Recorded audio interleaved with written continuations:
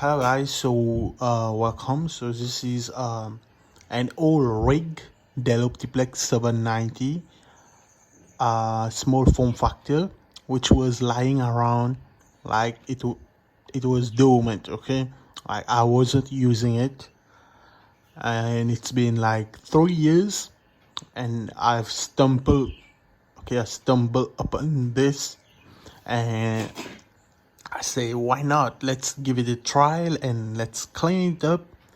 Okay, you can see in the inside. Yeah, so I said, why not? Let's clean it up and let's see if it works or not, if it powers on. So I had to reinstall Windows.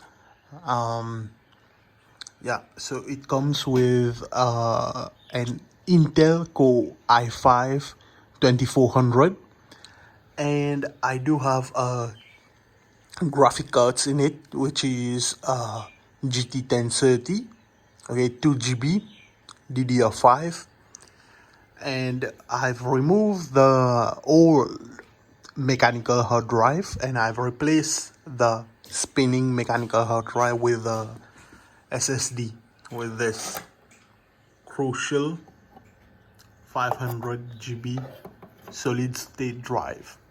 Okay, so what I really like about this type of Dell machine, as you can see, it has like, here it has 4 USB at the front, and at the back it has 6 or maybe 8 of the USB 2.0 ports.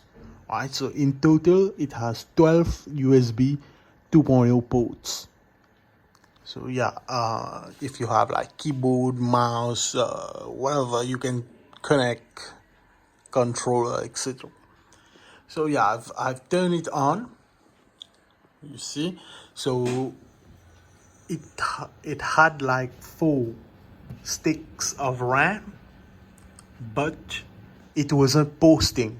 All right, so I had to remove like 3 of them, as you can see here, 3 of them. All right.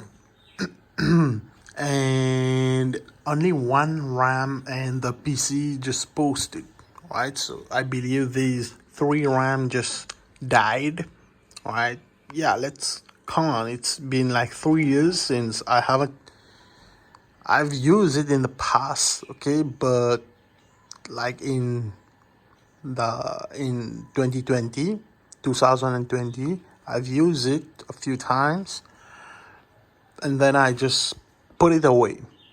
Alright, since I upgraded to AM4, Ryzen 7, Ryzen 9, and then right now in this period 2023, I just upgraded to AM5 and Intel Core i9 13 Gen.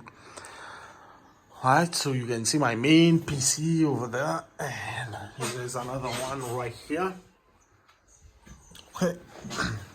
Alright, so anyway, so I hooked the thing with via HDMI, connected directly through the not the motherboard, because on the motherboard it does not have HDMI. So here, take a look at the back of the motherboard. Alright, so let me unhook this USB pen drive. I've used a flash drive to like install setup Windows 11 key. So you can see that I have connected even the Ethernet port. It has like the audio port over there, lots of internet USB 2.0 ports. Okay, it do have a display port, which is right here, display port, and this is VGA. So if anyone is wondering, if they don't have graphic cards yet, you can use a VGA to HDMI adapter, which you can find on eBay, Amazon, right, for a good price. Yeah, and this Dell Optiplex 790 small form factor, its power supply, I think it's, as you can see right there, if you're able to see, it's rated at 300 watts. Okay.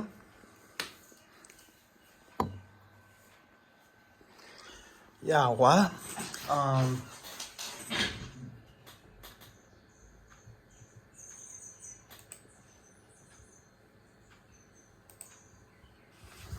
and I've hooked it on PC.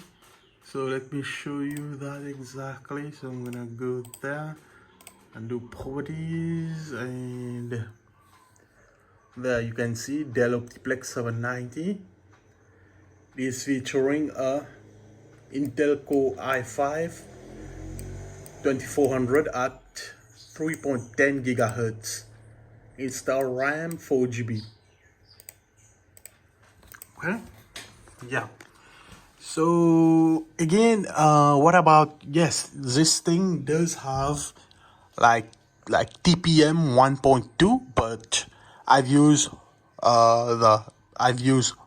Rufus when installing Windows. I choose to click skip all the TPM, skip the 4 GB requirements, skip all the even create a local account. Okay, so that's how I've been able to install Windows 11 on this old machine, Dell Optiplex. So now I'm gonna fully benchmark it. Yeah, well, basically, guys, if you would like to upgrade the CPU, I know the CPU is an 01 second gen of Core i5. You can upgrade it to the same second gen, but you can upgrade it to Intel Core i7, okay, to an i7 2600. There is two variants, 2600 and 2600S. All right, it will work fine. And other than that, about the graphic cards, one thing you want to know that it must be a low profile graphic cards. Okay, a low profile graphic cards. And if you wish to upgrade the power supplies, then you'll have to, because this motherboard, the whole thing is based on proprietary or something. Okay, I'm sorry if I misspell the words. Yeah, so again, if you would like to transfer this motherboard from this old crap, okay, from this old thing, as you see right here, yeah, you can transfer it to a decent mid-tower case with some RGB fans, but the fans will have to connect via Molex. Okay, and yes, you can upgrade this 300 power supply to a 500 watts or 440 watts, which eventually you can add an AMD RX 550 4 GB or 8 GB graphic cards, or you can go with like NVIDIA RTX 2060, 3060 as well. But if you pair like 4060 with a Core i5 second gen, which is this, you will definitely be CPU bottlenecks. Okay, so don't go any higher like RTX 4060 on this, because even if you upgrade it to its latest i7 2600, okay, it's i7 second gen, guys. It's not like i7 13 gen. Okay, so you will still be CPU bottlenecks. Okay, so the best way for you not to be bottleneck is you can either use a Core i5 2400 and pair it with a decent GPU like a GTX 1650. Okay, yeah, I do have a GTX 1650 lying around here. Yeah, so you can pair it with this one. and it will work. It will work fine. Okay. So this monitor I'm using, it is Sceptre, as you see, and it has 165 hertz. Alright, you don't believe me? Let me show you. So show more option, NVIDIA control panel, or I can just go to settings, as you can see right here. What do you see? 1920 by 1080p, and boom guys, see this refresh rate from 75 hertz, 124 and 165 hertz. Okay, I am capping. So this monitor is good at 165 hertz, 1080p. Okay, so this one is a curved gaming AOC. Okay, so this one is 1440p up to 165 via HDMI or DisplayPort. 1 ms. Yeah, this one as well is 1 ms. Okay, so I believe this one is IPS. This one is VA panel, IPS panel. Okay. Alright guys, so yeah, this was it. So this was a full introduction about this old Dell Optiplex 790. I still can't believe that even in 2023, this thing actually powers on. Okay, it is still kicking. It still has juice.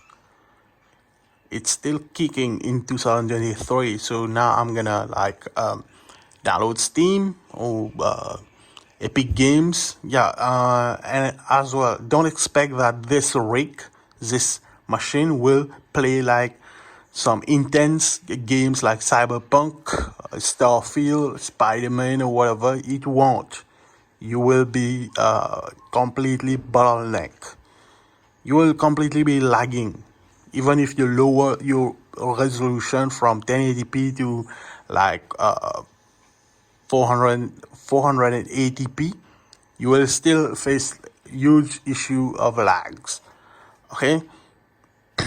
It might run at about 10 FPS, but this machine, guys, it does run GTA 5 as well, about 75 FPS.